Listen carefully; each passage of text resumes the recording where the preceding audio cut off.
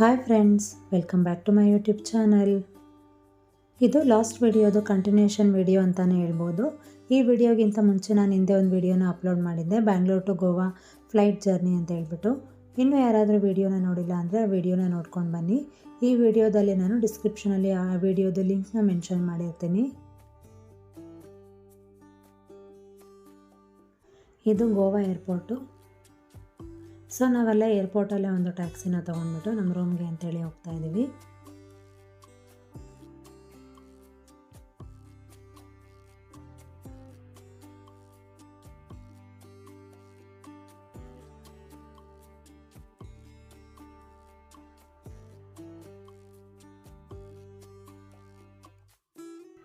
ನಾವು ಮುಂಚೆನೇ ಆನ್ಲೈನಲ್ಲಿ ರೂಮ್ನೆಲ್ಲ ಬುಕ್ ಮಾಡ್ಕೊಂಡಿದ್ವಿ. ಸದ್ಯಕ್ಕೆ ನಾವು 2 ಡೇಸ್ಗೆ ಅಂತೇಳಿ ಬುಕ್ ಮಾಡ್ಕೊಂಡಿದ್ದೀವಿ. ನೆಕ್ಸ್ಟ್ ನಾವು ಯಾವ ಪ್ಲೇಸ್ನ ನೋಡಬೇಕು ಆ ಪ್ಲೇಸ್ ನಿಯರು ರೂಮ್ ಮಾಡೋಣ ಅಂತೇಳ್ಬಿಟ್ಟು ಸದ್ಯಕ್ಕೆ 2 ದಿನಕ್ಕೋಸ್ಕರ ನಾವು ರೂಮ್ನ ಮಾಡಿರೋ ಅಂಥದ್ದು.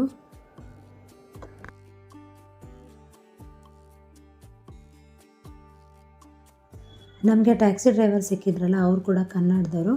ಹಾಗಾಗಿ ತುಂಬಾ ಚೆನ್ನಾಗಿ ಕ್ಲೋಸ್ ಆಗಿ ಎಲ್ಲ ಪ್ಲೇಸ್ ಬಗ್ಗೆ ಕೂಡ ಇನ್ಫಾರ್ಮ್ ಮಾಡ್ತಾಯಿದ್ರು. ಈ ಪ್ಲೇಸ್ಗೆ ಇಷ್ಟೊತ್ತಿನಲ್ಲಿ ಹೋಗಿ, ಇಂಥ ದಿನ ಹೋಗಿ, ಯಾವ ಟೈಮ್ಸ್ಗೆ ಹೋಗಬೇಕು ಅಂತೇಳಿ ಅವರು ಕೂಡ ನಮಗೆ ಸಜೆಸ್ಟ್ ಮಾಡ್ತಾಯಿದ್ರು. ಸೊ ನಾವು ಕೂಡ ಈಗ ರೂಮ್ಗೆ ಬಂದ್ವಿ. ಸೊ ಬನ್ನಿ ಫಸ್ಟ್ ರೂಮ್ ಟೂರ್ನ ಹೇಳ್ಬಿಡ್ತೀನಿ ನಿಮಗೆಲ್ಲ. ಈಗ ಸ್ಟಾರ್ಟಿಂಗ್ ಎಂಟರ್ ಆಗಿದ್ದ ಕೂಡಲೇ ಈ ರೀತಿಯಾಗಿ ಒಂದು ಟಿ ವಿ ಯೂನಿಟ್ ಇದೆ. ಹಾಗೆ ಇಲ್ಲೊಂದು ಸೋಫಾ ಕಮ್ ಬೆಡ್ ಥರ ಒಂದು ಪ್ಲೇಸ್ನ ಮಾಡಿದ್ದಾರೆ. ಹಾಗೆ ಇಲ್ಲಿ ಬಂದರೆ ಒಂದು ಫ್ರಿಡ್ಜ್ ಇದೆ.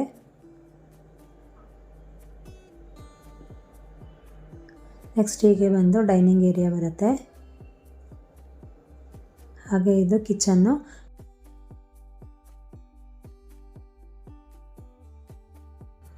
ಇದು ಬಂದು ಬೆಡ್ರೂಮು. ಹಾಗೆ ಇಲ್ಲೊಂದು ವಾರ್ಡ್ರೋಬ್ ಕೂಡ ಕೊಟ್ಟಿದ್ದಾರೆ.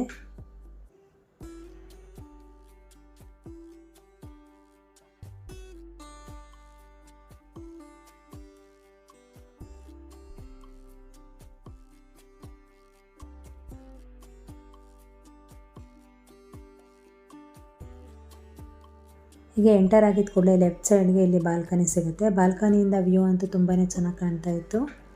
ಸೊ ಡೈರೆಕ್ಟು ನಮಗೆ ಆ ಪೂಲ್ ಕಾಣುತ್ತೆ ರೂಮಿಂದ. ಸೊ ಹೀಗೆ ಕಿಚನಲ್ಲಿ ಈಗ ಒಂದಷ್ಟು ಪ್ಲೇಟ್ಸು ಪಾತ್ರೆಗಳೆಲ್ಲ ಇದೆ, ನೀವು ಬೇಕಾದರೆ ಯೂಸ್ ಮಾಡ್ಕೋಬೋದು. ನಮಗೂ ಕೂಡ ತುಂಬಾ ಟಯರ್ಡ್ ಆಗಿತ್ತು. ಸೊ ನಾವು ಕೂಡ ಮಧ್ಯಾಹ್ನದವರೆಗೂ ಆ ರೂಮಲ್ಲೇ ರೆಸ್ಟ್ ಮಾಡಿದ್ವಿ. ಊಟ ಕೂಡ ರೂಮ್ಗೆ ತರಿಸ್ಕೊಂಡು ಊಟನ ಮಾಡ್ಕೊಂಡಿದ್ವಿ. ಸೊ ನಿಹಾಲ್ ಕೂಡ ಜ್ಯೂಸ್ ಬೇಕು ಅಂತ ಹೇಳ್ತಾ ಇದ್ದ. ಹಾಗಾಗಿ ನಾವು ಸ್ಟೇ ಮಾಡಿದ್ವಲ್ಲ ರೂಮು, ಆ ರೂಮ್ ಎದುರುಗಡೆನೇ ಸುಮಾರು ಹೋಟೆಲ್ಸ್ ಇದೆ. ಸೊ ಅಲ್ಲಿ ಹೋಗೋಣ, ಅಲ್ಲಿ ಫ್ರೆಶ್ ಜ್ಯೂಸ್ ಸಿಗುತ್ತೆ ಅಂತ ಹೇಳ್ಬಿಟ್ಟು ಅಲ್ಲಿ ಅವನಿಗೆ ಕುಡಿಸೋಣ ಅಂತೇಳಿ ಬಂದ್ವಿ. ಸೊ ಹಾಗೆ ಅಲ್ಲಿ ರೆಂಟೆಡ್ ಬೈಕು, ಕಾರ್ಗಳೆಲ್ಲ ಸಿಗ್ತಾಯಿತ್ತು. ಸೊ ನಾವು ಬಂದಿದ್ದು ಫ್ಲೈಟಲ್ಲಲ್ವ, ಸೊ ನಮ್ಮ ಹತ್ರ ಏನೂ ವೆಹಿಕಲ್ಸ್ ಇರಲಿಲ್ಲ. ಸೊ ನಾವು 2 ವೀಲರ್ನ ತೊಗೊಳ್ಳೋಣ ರೆಂಟಿಗೆ ಅಂತ ಹೇಳ್ಬಿಟ್ಟು ಅವ್ರ ಹತ್ರ ವಿಚಾರಿಸ್ತಾ ಇದ್ವಿ ಹೇಗೆ ಎಷ್ಟು ಅಂತೇಳಿ. ಸೊ ನಾವು ಕೂಡ ಅಲ್ಲೇ ಸ್ಕೂಟಿನ ತೊಗೊಳ್ಳೋಣ ಅಂತ ಹೇಳ್ಬಿಟ್ಟು ಆ ಸ್ಕೂಟಿನ ತೊಗೊಂಡ್ವಿ.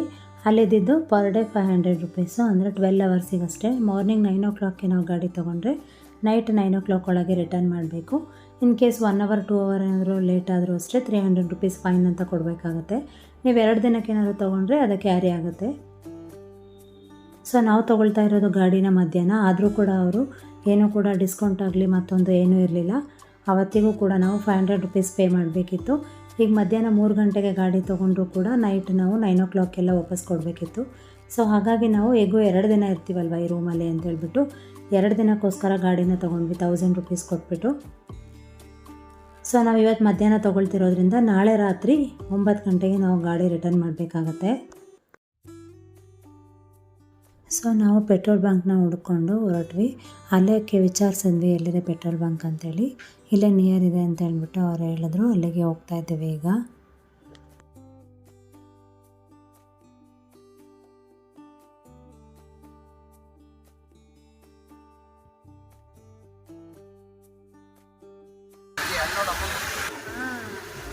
ನಾವೀಗ ಬೈಕ್ ತೊಗೊಂಡು ಪೆಟ್ರೋಲ್ ಹಾಕಿಸ್ಕೊಂಡು ಬೀಚ್ ಹೋಗ್ತಾ ಇದ್ದೀವಿ.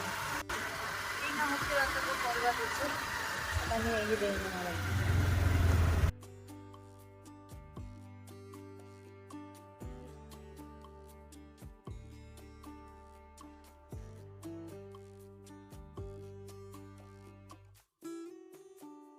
ನಾವು ಸ್ಟೇ ಮಾಡಿರುವಂಥದ್ದು ಕರ್ಮ ರಾಯಲ್ ಫಾರ್ಮ್ ಅಂತ ಹೇಳಿ, ಅದು ಬೆನೋಲಿಯಂ ರೋಡ್ ಅಂತ ಬರುತ್ತೆ. ನಮಗೆ ಬೆನೋಲಿಯಂ ಬೀಚ್ ಹತ್ರ ಆಗುತ್ತೆ.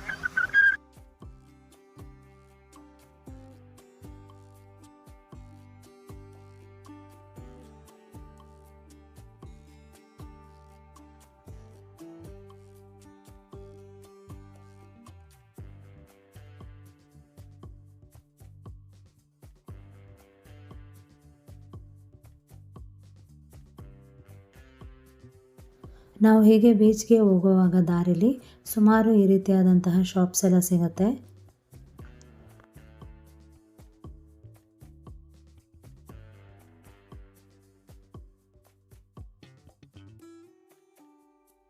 ನಾವು ಈಗ ಕೊಲ್ವಾ ಬೀಚ್ ಹತ್ರ ಬಂದ್ವಿ. ನಾವು ಬೀಚ್ ಹತ್ರ ಬರೋ ಅಷ್ಟೊತ್ತಿಗೆ 3:30 ಆಗಿತ್ತು.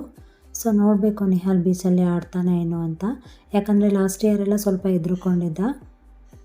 ನೀರಲ್ಲಿ ಸ್ವಲ್ಪ ಸ್ಟಾರ್ಟಿಂಗಲ್ಲಿ ಮಾತ್ರ ಆಡ್ತಾಯಿದ್ದ, ಆಮೇಲೆ ಒಳಗೆಲ್ಲ ಹೋಗಿ ಆಟ ಆಡೋಕ್ಕೆ ಹೆದ್ರುಕೊಳ್ತಾ ಇದ್ದ. ಸೊ ನೋಡಬೇಕು ಈ ಸಲ ಏನು ಮಾಡ್ತಾನೆ ಅಂತೇಳಿ.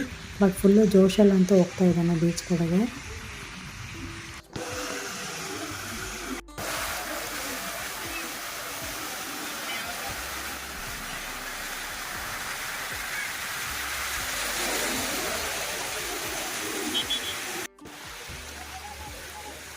ನೋಡ್ಬೋದು ನೀವು ಇಲ್ಲಿ ಜೋಶಲ್ಲೇ ಹೋದ, ಬಟ್ ನೀರು ನೋಡಿದ ಕೂಡಲೇ ಹೆದ್ರುಕೊಳ್ತಾ ಇದ್ದಾನೆ. ಸೊ ನಾವು ಸಡನ್ನಾಗಿ ಎದುರಿಸೋದು ಬೇಡ ಅಂತೇಳಿ ಸ್ಟಾರ್ಟಿಂಗೆಲ್ಲ ಎದುರುತ್ತದಲ್ಲೇ ಆಟ ಆಡಿಸ್ತಾ ಇದ್ದೀವಿ. ಆಮೇಲೆ ಅವನೇ ಇಷ್ಟಪಟ್ಟರೆ ಒಳಗೆ ಹೋಗಿ ಆಟ ಆಡಲಿ ಅಂತೇಳಿ. ಸೊ ಅವನಿಗೆ ಇಷ್ಟ ಇಲ್ಲ ಅಂದರೆ ನಾವೇನು ಫೋರ್ಸ್ ಮಾಡೋದಿಲ್ಲ. ಸೊ ಅವನಿಗೆ ಭಯ ಹೋಗಲಿ ಅಂತಲೇ ಸ್ಟಾರ್ಟಿಂಗಿಗೆ ಸ್ವಲ್ಪ ಹೊತ್ತು ಇಬ್ಬರು ಕೂಡ ಆಟ ಆಡಿಸ್ತಾ ಇದ್ದೀವಿ.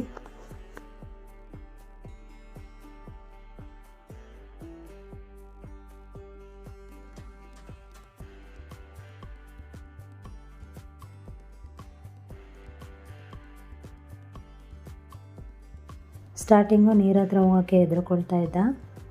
ಈಗಂತೂ ನೀರಿಂದ ಹೊರಗೆ ಬರೋಕ್ಕೆ ರೆಡಿ ಇಲ್ಲ. Jump jump jump jump jump.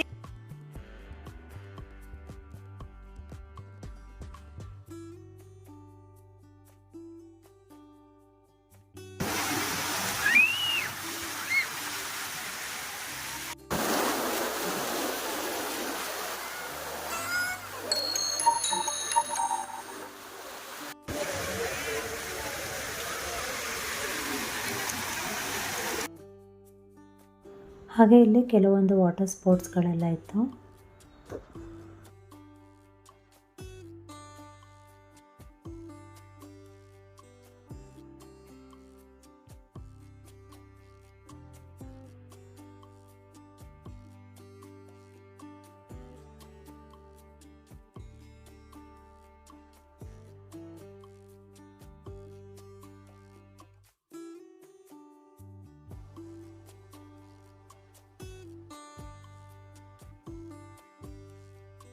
ಇಲ್ಲಿ ಎಲ್ಲ ಟೂರಿಸ್ಟು ಅಷ್ಟೇ ಆದಷ್ಟು 2 ವೀಲರ್ನೇ ಬಳಸ್ತಾರೆ. ಅಂದರೆ ಜಾಸ್ತಿ ಫ್ಯಾಮಿಲಿ ಮೆಂಬರ್ಸ್ ಎಲ್ಲ ಜಾಸ್ತಿ ಇತ್ತು ಅಂತ ಹೇಳಿದ್ರೆ ಕಾರ್ ಪ್ರಿಫರ್ ಮಾಡ್ತಾರೆ. ಇನ್ ಕೇಸ್ ನೀವು 2-3 ಜನ ಏನಾದರೂ ಇದ್ದರೆ ನೀವು ಬೆಟರ್ ಸ್ಕೂಟಿ ಅಥವಾ ಬೈಕ್ನ ತೊಗೊಳ್ಳೋದು ಒಳ್ಳೆಯದು ಅಂತ ಹೇಳ್ತೀನಿ. ಏನಕ್ಕಂದರೆ ಈಸಿಯಾಗಿ ಬೇಗ ಎಲ್ಲ ಕಡೆಗೂ ಹೋಗ್ಬೋದು. ಹಾಗೆ ಪಾರ್ಕಿಂಗ್ ಕೂಡ ತುಂಬ ಹತ್ರನೇ ಸಿಗುತ್ತೆ 4 ವೀಲರ್ಗೆ ಕಂಪೇರ್ ಮಾಡಿದ್ರೆ.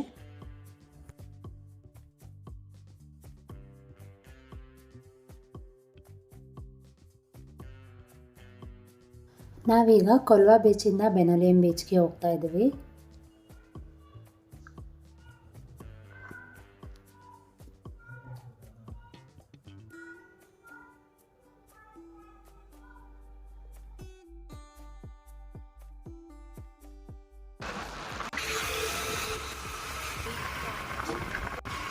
ಮನೆಗಳು ನೋಡಿ ಒಂಥರ ಚೆನ್ನಾಗಿ.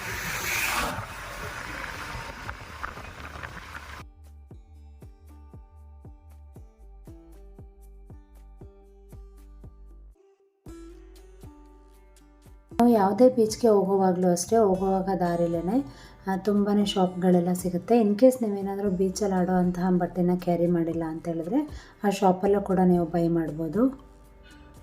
ಸೊ ಈಗ ನಾವು ಬೀಚ್ ಹತ್ರ ಬಂದ್ವಿ. ಸೊ ಇಲ್ಲಿ ನಾವು ಬಂದಿರುವಂಥದ್ದು ಸೌತ್ ಗೋವಾಗೆ ಅಲ್ವಾ. ಈ ಕಡೆ ಎಲ್ಲೂ ಕೂಡ ನಾನು ಪಾರ್ಕಿಂಗಿಗೆ ಪೇ ಮಾಡಿದ್ದಂಥದ್ದು ನೋಡಲೇ ಇಲ್ಲ. ಯಾಕಂತ ಹೇಳಿದ್ರೆ ಲಾಸ್ಟ್ ಟೈಮ್ ನಾವು ಹೋಗಿದ್ದು ನಾರ್ತ್ ಗೋವಾ, ಅಲ್ಲಿ ಯಾವುದೇ ಪ್ಲೇಸ್ಗೆ ಹೋಗಿ ಅಂದರೆ ಯಾವುದೇ ಬೀಚ್ ಹತ್ರ ಹೋದರೂ ಕೂಡ ಪೇ ಮಾಡಬೇಕಿತ್ತು. ಇಲ್ಲೆಲ್ಲ ಫ್ರೀ ಪಾರ್ಕಿಂಗೇ ಇತ್ತು.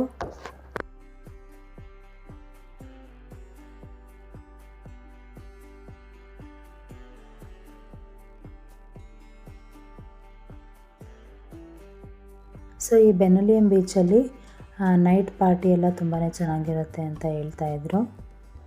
ನೈಟ್ ವ್ಯೂನು ಅಷ್ಟೇ ತುಂಬಾ ಚೆನ್ನಾಗಿರುತ್ತಂತೆ. ಸೊ ನಾವು ಕೂಡ ಒಂದು ಸಲ ಬರಬೇಕು. ಇವತ್ತಿನೇನು ಬರೋಕ್ಕಾಗೋದಿಲ್ಲ. ಸೊ ಇನ್ನೊಂದು ದಿನ ಯಾವಾಗಾದ್ರೂ, ಹೇಗೂ ನಮ್ಮ ರೂಮಿಂದ ಬೆನಲಿಯಂ ಬೀಚ್ ಹತ್ರನೇ ಅಲ್ವಾ. ಸೊ ಇನ್ನೊಂದು ದಿನ ಯಾವತ್ತಾದರೂ ನಾನು ಬಂದು ನೈಟ್ ಪಾರ್ಟಿದು ಹಾಗೆ ನೈಟ್ ಬೀಚ್ ವ್ಯೂನೆಲ್ಲ ವಿಡಿಯೋ ಮಾಡಿಕೊಂಡು ಅಪ್ಲೋಡ್ ಮಾಡ್ತೀನಿ.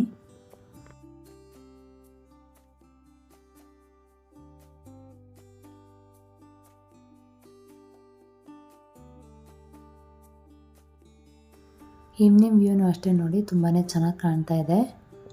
ಸೊ ನಿಹಾಲ್ ಈ ಸಲ ಅಂತೂ ನೀರಲ್ಲಿ ತುಂಬಾ ಚೆನ್ನಾಗಿ ಎಂಜಾಯ್ ಮಾಡ್ತಾ ಇದ್ದಾನೆ.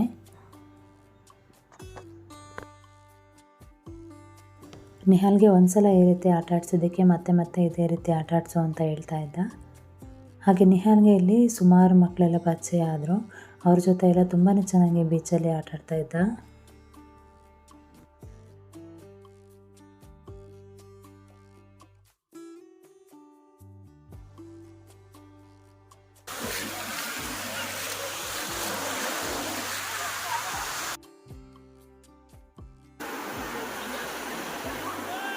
ಓಡ್ಬಾ.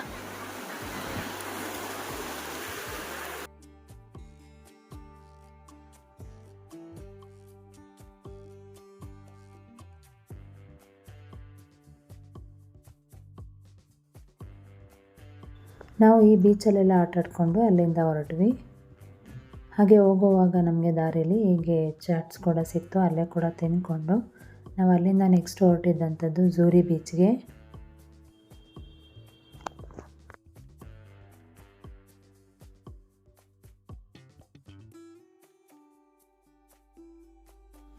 ಪಾನಿಪುರಿ ಆಗಲಿ ಮಸಾಲೆ ಪುರಿ ಆಗಲಿ ನನಗೆ ಅಷ್ಟೊಂದೇನು ಇಷ್ಟ ಆಗಲಿಲ್ಲ. ಓಕೆ ಅನ್ನೋ ಥರ ಇತ್ತು.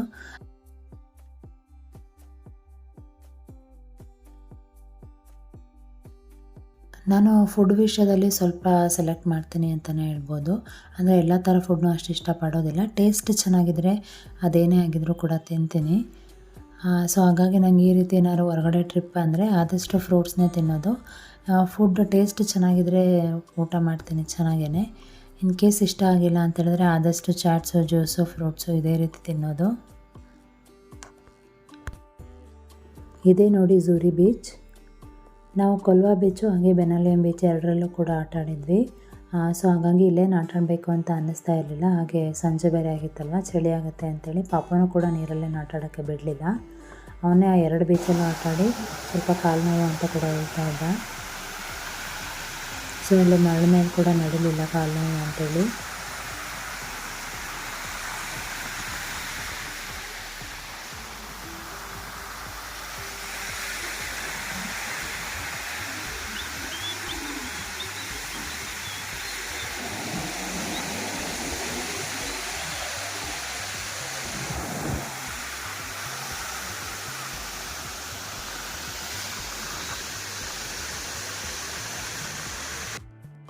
ಇವತ್ತಿನ ದಿನ ತುಂಬಾ ಚೆನ್ನಾಗಿತ್ತು ಅಂತ ಹೇಳ್ಬೋದು. ಇವತ್ತು ನಾವು ಹೋಗಿದ್ದು 3 ಪ್ಲೇಸ್ ಅಂತ ಹೇಳಿದ್ರೆ ಕೊಲ್ವಾ ಬೀಚು, ಬೆನಲಿಯಂ ಬೀಚು ಹಾಗೆ ಝೂರಿ ಬೀಚು. ಇನ್ನು ಝೂರಿ ಬೀಚಲ್ಲಿ ನಾವು ನೈಟ್ ಬಂದಿದ್ದರಿಂದ ಸೊ ಪ್ಲೇಸ್ ಹೇಗಿದೆ, ಆಟ ಆಡ್ಬೋದಾ ಏನು ಅಂತ ನನಗಷ್ಟು ಐಡಿಯಾ ಇಲ್ಲ. ಆದರೆ ನಾನು ನೋಡಿದ ಪ್ರಕಾರ ನನಗೆ ಇಷ್ಟ ಆಗಿದ್ದು ಆಟ ಆಡೋಕ್ಕೆ ಅಂತೇಳಿ ಬೆನಲಿಯಂ ಬೀಚು. ಬೆನಲಿಯಂ ಬೀಚು ಸ್ವಲ್ಪ ಕ್ರೌಡೆಡ್ ಬೀಚ್ ಅಂತಲೇ ಹೇಳ್ಬೋದು. ತುಂಬಾ ಚೆನ್ನಾಗಿತ್ತು ಕೂಡ. ಸೊ ನಾವು ಕೂಡ ಝೂರಿ ಬೀಚನ್ನೆಲ್ಲ ನೋಡಿಕೊಂಡು ಅಲ್ಲಿಂದ ನಾವು ನೆಕ್ಸ್ಟ್ ರೂಮಿಗೆ ಹೊರಟ್ವಿ. ಹೋಗುವಾಗ ಹಾಗೆ ದಾರಿಯಲ್ಲೇ ಯಾವ್ದಾದ್ರು ಹೋಟೆಲಲ್ಲೇ ಊಟ ಮಾಡ್ಕೊಂಡು ಹೋಗೋಣ ಅಂತ ಹೇಳ್ಬಿಟ್ಟು ಹೊರಟ್ವಿ. ಸೊ ನೆಕ್ಸ್ಟ್ ನಾವು ಯಾವ ಪ್ಲೇಸ್ಗೆ ಹೋಗ್ತೀವಿ ಏನು ಅಂತೇಳಿ ಮುಂದಿನ ವೀಡಿಯೋದಲ್ಲೇ ನಿಮ್ಮ ಜೊತೆ ಶೇರ್ ಮಾಡ್ಕೊಳ್ತೀನಿ. Thank you for watching this video. ನಾನು ನಿಮಗೆ ನೆಕ್ಸ್ಟ್ ವಿಡಿಯೋ ಜೊತೆ ಮತ್ತೆ ಸಿಗ್ತೀನಿ. ಅಲ್ಲಿವರೆಗೂ ನಮಸ್ಕಾರ. Take care.